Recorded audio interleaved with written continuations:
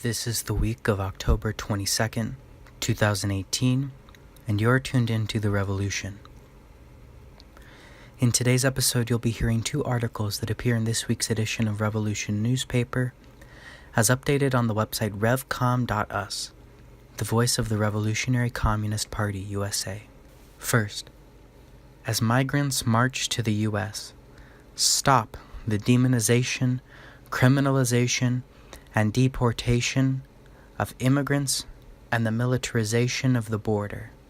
Also today, Trump and Sessions call for more police terror against Black and Latino people of Chicago.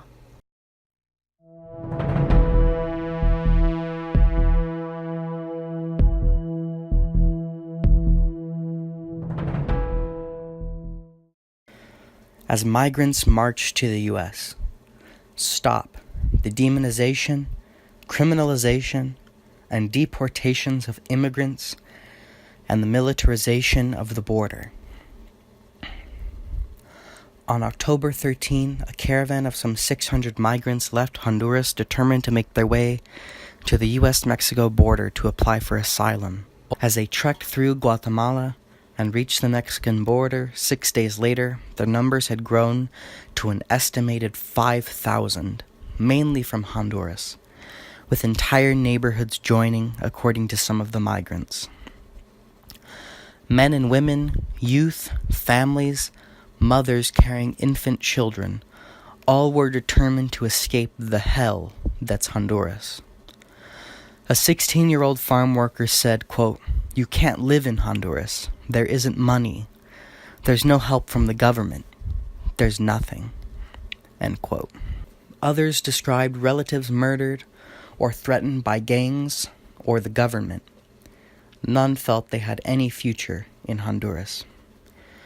The refugees flooded the bridge between Guatemala and Mexico and tore down a border fence, and hundreds pushed their way into Mexico, as some 500 Mexican federal police tried to stop them with tear gas and smoke bombs. As we post this, the river of oppressed humanity, reportedly thousands strong, has regrouped and is marching north through Mexico and drawing support from the people there. Trump is whipping up anti-immigrant hatred and fascist mobs with the Nazi lie that the courageous caravan is the work of drug and human traffickers, full of bad hombres, and that millions of illegal aliens are out to break our laws, violate our borders, and overwhelm our nation. This is like a pinhole camera with the reality projected upside down.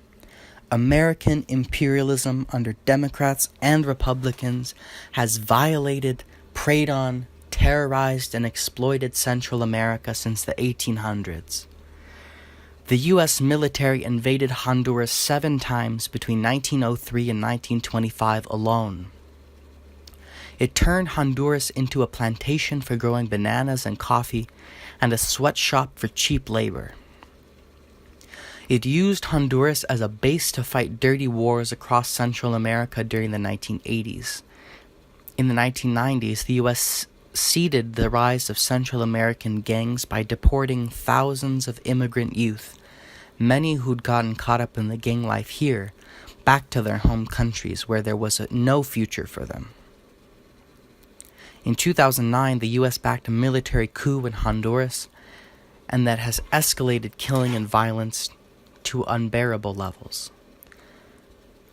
Now these migrants have come together to escape the hell that U.S. imperialism has created.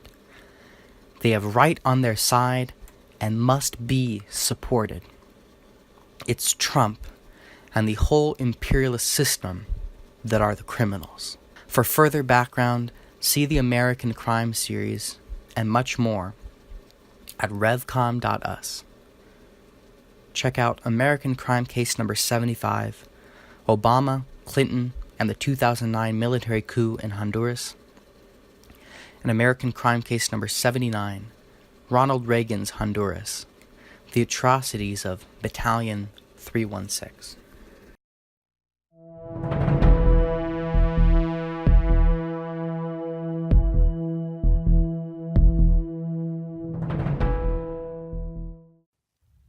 Trump and Sessions called for more police terror against Black and Latino people of Chicago. On October 5, a jury found ex-Chicago cop Jason Van Dyke guilty of murdering 17-year-old Black youth Laquan McDonald. Van Dyke started shooting at Laquan as he was walking away and fired 16 bullets in total, most as he lay near death on the ground. The uncovering of the video of the murder sparked huge and widespread outrage, and the struggle of the people forced the very rare conviction of a killer cop, a taste of justice after decades of police and racists getting away with murder across the country. 3 days later, Donald Trump stood before a cheering crowd of police chiefs in Orlando, Florida, and basically called for an escalation of police terror in Chicago, claiming to be moving to, quote, straighten out, end quote, the situation marked by waves of heart-rending shootings among the people. Trump declared that the police stop and frisk program should be brought back. Under the guise of, quote, stopping crime, end quote, stop and frisk policies in Chicago, New York, and other cities blatantly targeted Black and Latino people. Just in one summer, in 2014, Chicago police stopped and harassed 250,000 people, 72% of them Black, while Black people made up only about a third of the city's population. The police in Chicago and New York have been forced to curtail stop and frisk because of major protests and exposures. This white supremacist police tactic is what Trump called for openly bringing back. Trump was quickly followed by his Attorney General, Jeff Sessions, who announced that the Department of Justice had filed a court motion asking a federal judge to reject a consent decree on police reform in Chicago. The consent decree aims to put some restraints on the police through things like establishing an, quote, independent monitor, end quote, to issue public reports on the actions of the department, training cops in, quote unquote, de-escalation techniques, requiring cops to file a report every time they draw their guns, and so on.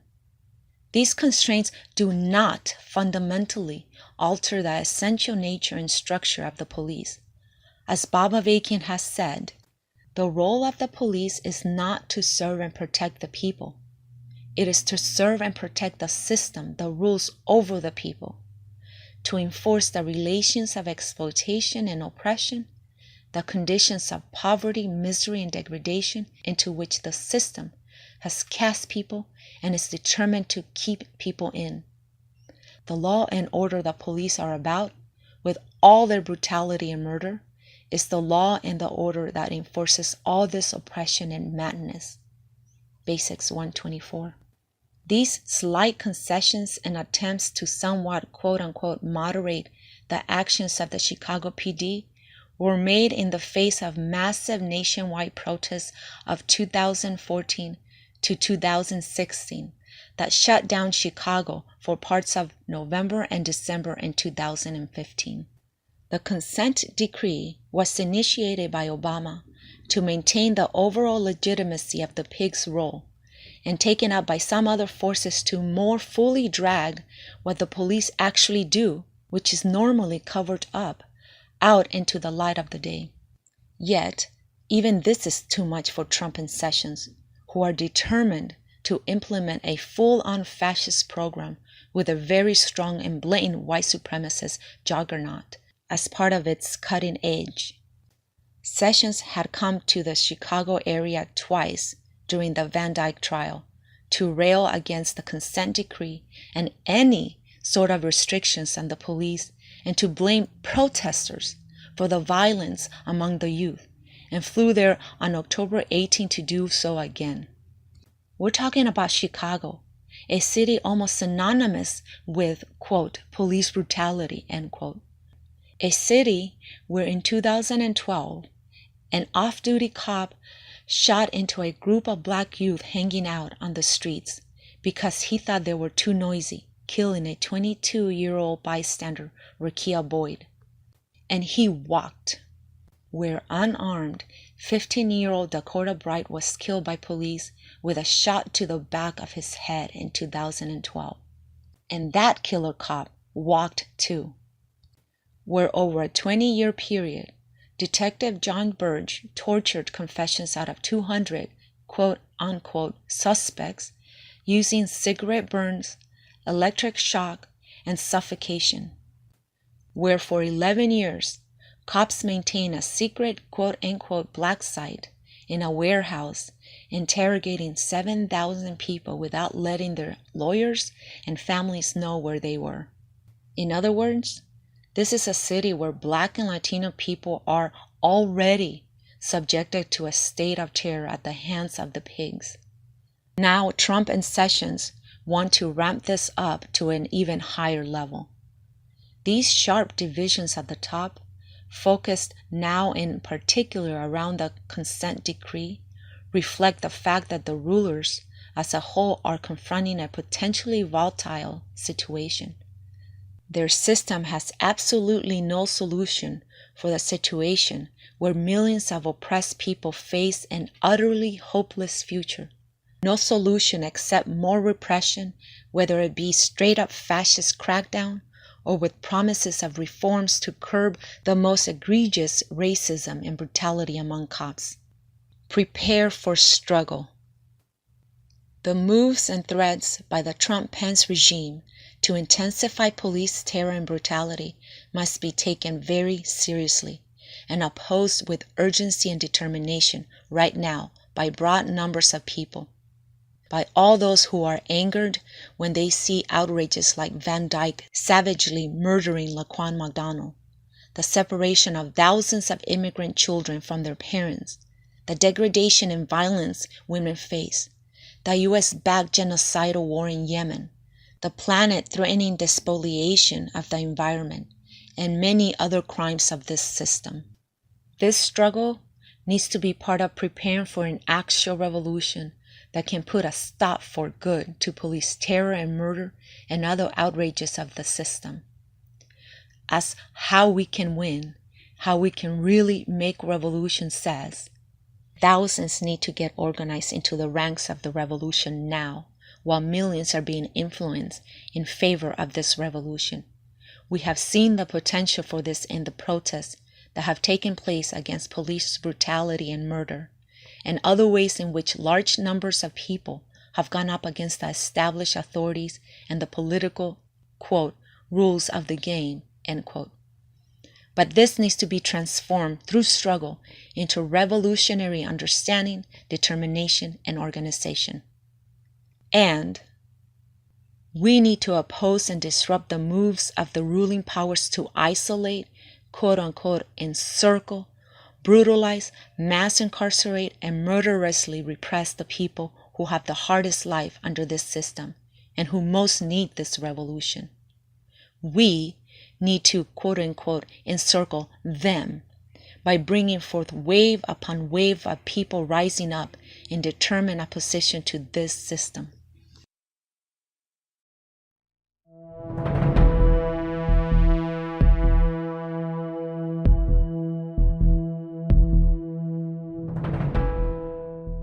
Also in this week's edition, Hurricane Florence hits the Carolinas, a natural occurrence, an unnatural and unnecessary disaster. Part 2. How Florence hit the poor, the oppressed, and immigrants hardest. And why we need an actual revolution and how we can really make revolution. A speech by Bob Avakian. New. From the Q&A session after the speech, Bob Avakian answers to people who complain about immigrants crossing borders. You can find these articles and so much more at revcom.us. revcom.us/revolution newspaper, the lifeline that cuts through events to reveal the need for revolution and how to move now to hasten and prepare for that revolution. Revcom.us is the voice of the Revolutionary Communist Party USA.